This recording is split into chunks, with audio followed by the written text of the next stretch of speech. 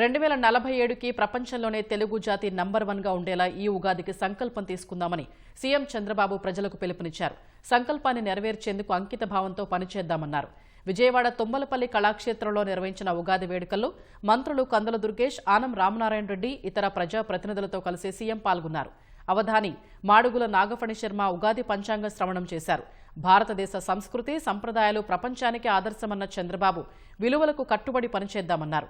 పెద్ద కుటుంబం సుఖ సంతోషాలకు నాందన్న సీఎం చిన్న కుటుంబం సమస్యలకు నెలవుగా మారిందన్నారు. గోదావరి పుష్కరాల కల్లా పోలవరాన్ని పూర్తి చేస్తామన్న చంద్రబాబు తర్వాత నదుల అనుసంధానాన్ని చేపడతామన్నారు. అమరావతిని అద్భుతమైన రాజధానిగా అభివృద్ధి చేస్తామన్నారు. ప్రతి ఉగాదికి జాబ్ క్యాలెండర్ విడుదల చేసి నిర్దేశిత సమయంలో ఖాళీలను భర్తీ చేస్తామన్నారు. అనంతరం ఉగాది పురస్కారాలకు ఎంపికైన వారికి అవార్డుల్ని అందజేశారు.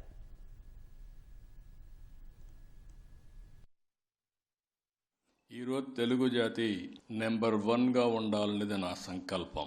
ఈరోజు తెలుగు ప్రజలందరినీ కోరుతున్నా, మనం అందరం ఒక సంకల్పం చేద్దాం, తీసుకుందాం. 2047కి ప్రపంచంలో నెంబర్ 1 కమ్యూనిటీ ఏదంటే దానికి చిరునామాగా తెలుగు కమ్యూనిటీ ఉండాలి, తెలుగు జాతి ఉండాలి. ఆ సంకల్పాన్ని మనం తీసుకోవాలి.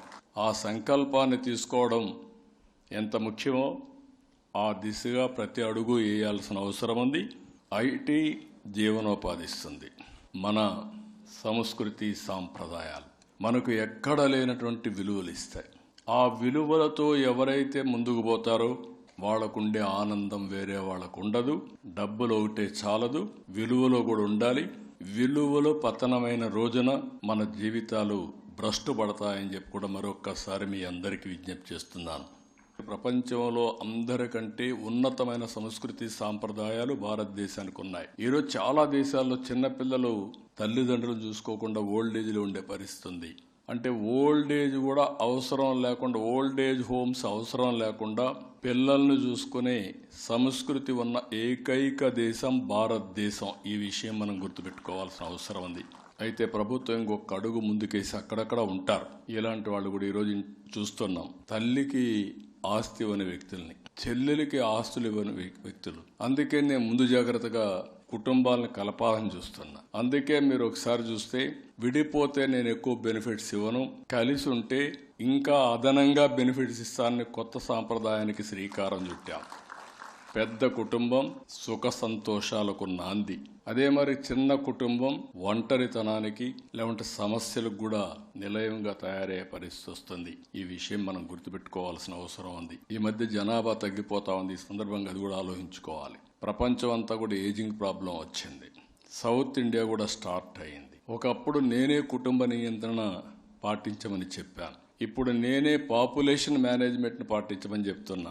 ఒకప్పుడు ఒకరు ముద్దన్నాను, ఇద్దరు అయితే ఓకే అన్నాను, ముగ్గురు వద్దన్నాను. ఇప్పుడు మళ్ళీ రివర్స్ చేసి నేనే మాట్లాడుతున్నాను. ఒకరు వద్దు, ఇద్దరు ముద్దు, ముగ్గురుంటే ఇంకా మంచిది. కాబట్టి అందరూ కూడా మళ్ళీ ఆ దిశగా పోతే తప్ప జనాభా పోయిన తర్వాత మన సెల్ ఫోన్ల కోసమో రోబోటిక్స్ కోసం మెషిన్ల కోసం పనిచేసే పరిస్థితికి వస్తాం. ఆ పరిస్థితి ఉండాలంటే ముందే జాగ్రత్త తీసుకోవాలి. ఈ నెలలోనే ఈ ఉగాది పండుగ రోజు చెప్తున్నా, ఒక పాపులేషన్ మేనేజ్మెంట్ పాలసీ తీసుకొచ్చి ఎవరైనా ఇద్దరు ముగ్గురు పుడితే వాళ్ళందరికీ అదనంగా 25,000 రూపాయలు ఆ రోజే వాళ్ళ అకౌంట్లో వేసే బాధ్యత తీసుకుంటామని చెప్పి నేను మీకు తెలియజేస్తున్నా. ఈ రోజు నా ఆలోచన నదుల అనుసంధానం జరగాలి. ప్రతి ఒక్కరికి నీటి భద్రత ఇవ్వాలి. అందుకే చెప్తున్నా, గోదావరి పుష్కరాల కంటే ముందు పోలవరం పూర్తి చేసి జాతికి అంకితం చేస్తాం. ఫేజ్ 2కి ఫేజ్ 1కి ఇంకా ఒక 5,000 కోట్లు కావాలి. 1,500 కోట్లు వర్క్స్ కావాలి. ఒక 3,500 కోట్లు దగ్గర అక్కడ రీహాబిలిటేషన్ కావాలి. ఈ 2 అయిన తర్వాత రోడ్డు కూడా వేసుకోవాలి. ఈ డబ్బులు ఖర్చు పెట్టి గోదావరి పుష్కరాల కంటే ముందు పోలవరాన్ని పూర్తి చేసి జాతికి అంకితం చేస్తామని చెప్పి కూడా మీకు తెలియజేస్తున్నా. నేను ఎక్కువ పూజలు తక్కువ చేస్తాను, కానీ మనసు మాత్రం ఒక్క నిమిషం సంకల్పం మాత్రం తీసుకుంటాను. ఆ సంకల్పం వెంకటేశ్వర స్వామి సాక్షిగా తీసుకుంటా. ఆయన దగ్గరే పోయి నిలబడుకొని ఒకటే కోరుకుంటా, దేవతల రాజధాని అమరావతి, ప్రజా రాజధాని అమరావతి. దేవతల రాజధాని ఎట్లయితే ఉందో దాంట్లో అంత కాకపోయినా నెక్స్ట్ లెవెల్ ఆఫ్ డెవలప్మెంట్ ఇక్కడ చూపించమని, సమస్య లేని రాష్ట్రం చేయమని ఆయన ఒకసారి కోరుకుంటాను. వర్చువల్గా ఓసారి ఎక్కడున్నా నేరుగా తిరుమలకి వెళ్ళి వర్చువల్గా అంటే ఇమాజినేషన్లో వెళ్ళి ఒక్కసారి పూజ చేసి ఆయన ఆశీస్సులు తీసుకొని అక్కడి నుంచి నా పని ప్రారంభిస్తా.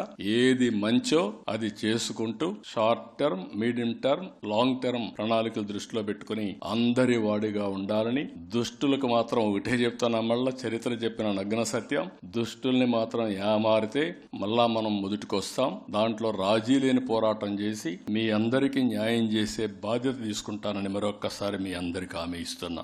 దగ్గర 10,060 ఉద్యోగాలకి ఈ రోజే నోటిఫికేషన్ గాని అనౌన్స్మెంట్ ఇచ్చాం. రాబోయే రోజుల్లో ప్రతి సంవత్సరం ప్రభుత్వం ఎన్ని ఉద్యోగాలు ఇస్తామో అన్ని ఉద్యోగాలకి జాబ్ క్యాలెండర్ తెలుగు ఉగాది రోజున ఇస్తామని మరొక్కసారి మీ అందరికీ హామీ ఇస్తున్నా.